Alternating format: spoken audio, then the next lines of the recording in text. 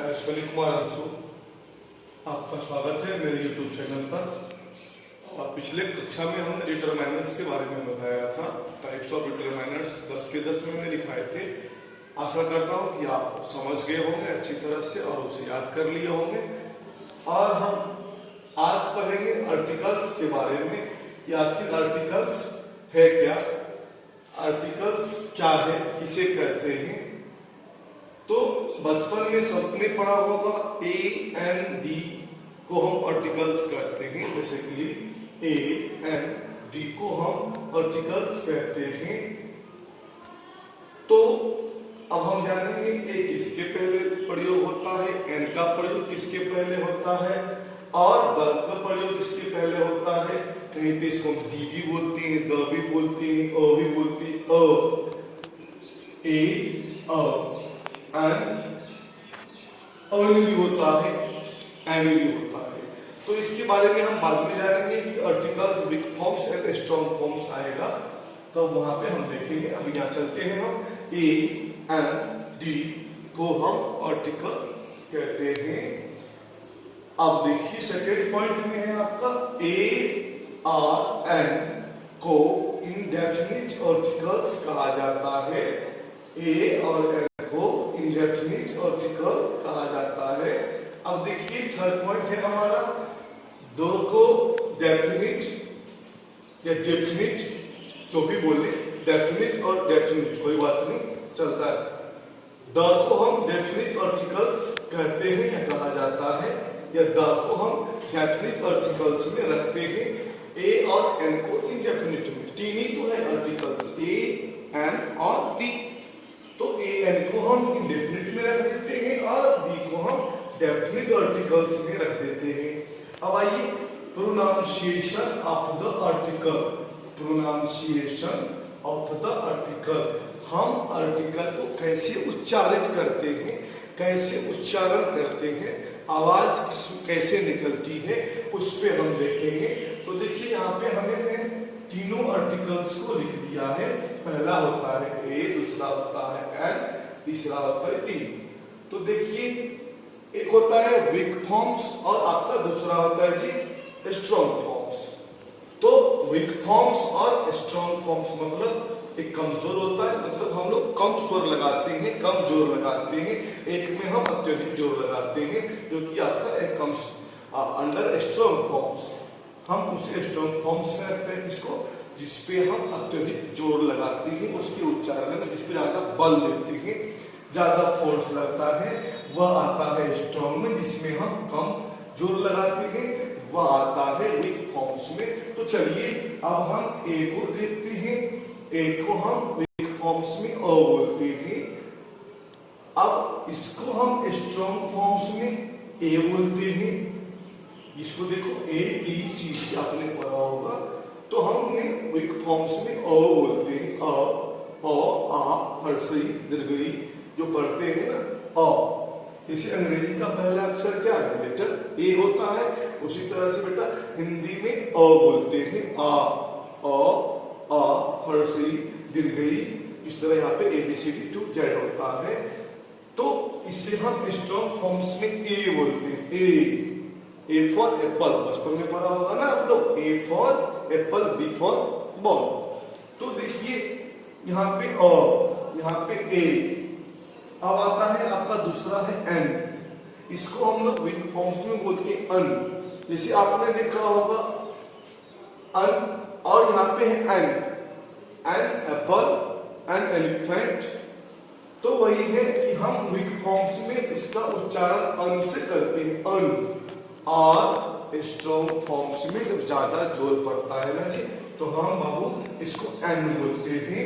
अब तीसरा आपका आता है T H E, the, D. तो दोनों चलता है। इसका द का जो है द भी बोलते हैं, कभी कभी डी भी बोलते हैं, और इसका स्ट्रॉन्ग फॉर्म्स में डी हो जाता है।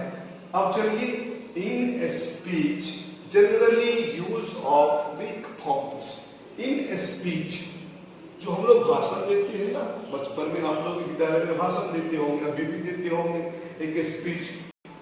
तो स्पीच में हम लोग जनरली जो है ना, सामान्यता वीक फॉर्म्स में हम बात बोलते हैं, उस भाषण को, स्पीच को हम वीक फॉर्म्स में उच्चारित करते हैं। और ए का उच्चारण अ, ए का उच्चारण अ, एन का उच्चारण अन, एन का उच्चारण अन, ए एन अन या एन, यहाँ है ना अन और एन। तो मैंने बताया ना in speech generally use of weak forms.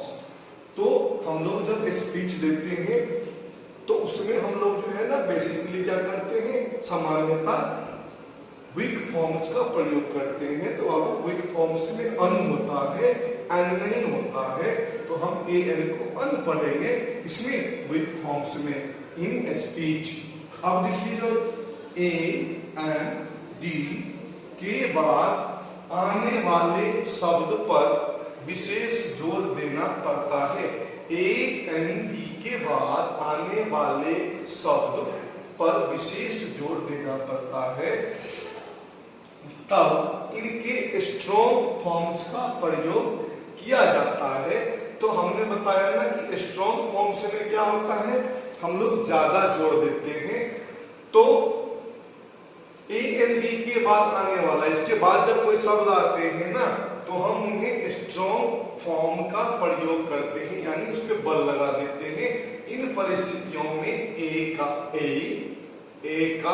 A strong form में, एन और टी, यहां देखो जी ए का एन का एन और टी का टी हो जाता है।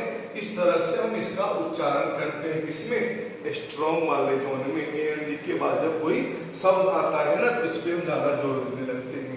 अब देखिए क्या कहना है, position of articles, position of articles, articles का प्रयोग नाउन के पहले होता है, यानी कि ए एन डी का प्रयोग संज्ञा के पहले होता है, संज्ञा के पहले, ना कि संज्ञा के बाद ए एन डी का प्रयोग कभी भी नहीं होता है। देखिए यहाँ पर पोजीशन ऑफ आर्टिकल्स, मतलब कि आर्टिकल्स का प्रयोग हम कहाँ करते हैं, कहाँ पे रखते हैं, तो है आपको आर्टिकल्स का प्रयोग नाउन के पहले होता है अगर नाउन के पहले कोई एडजेक्टिव रहे तो, यदि कोई एडजेक्टिव रहे तो आर्टिकल्स का प्रयोग उस एडजेक्टिव के पहले होता है, और किसी एडजेक्टिव के पहले एडवर्ब रहे तो आर्टिकल का प्रयोग एडवर्ब के पहले होता है। तो यहाँ पे देखिए फिर से एक बार देखते हैं हम, आर्टिकल्स का प्रयोग नाउन के पहले होता है, और यदि आर्टिकल्स का प्रयोग नाउन के पहले होता है अगर नाउन के पहले कोई एडजेक्टिव्स रहे तो आर्टिकल्स का प्रयोग उस एडजेक्टिव्स के पहले, किसका, आर्टिकल का प्रयोग, यदि एडजेक्टिव रहेगा तो एडजेक्टिव के पहले होगा, यदि एडवर्ब रहेगा तो एडवर्ब के पहले हो जाएगा, तो आर्टिकल का प्रयोग एडवर्ब के पहले होगा। फॉर एग्जांपल, चाहत इज अ गर्ल, यह गर्ल क्या नाउन है, नाउन के पहले आ गया। अब देखिए Ritika is a good girl, good क्या है, एडजेक्टिव है ना, तो इसके पीछे पहले आ गया। उसी तरह से यहाँ देखिए मोहित इज एन आइडियल बॉय, तो यहाँ पे आ गया आर्टिकल।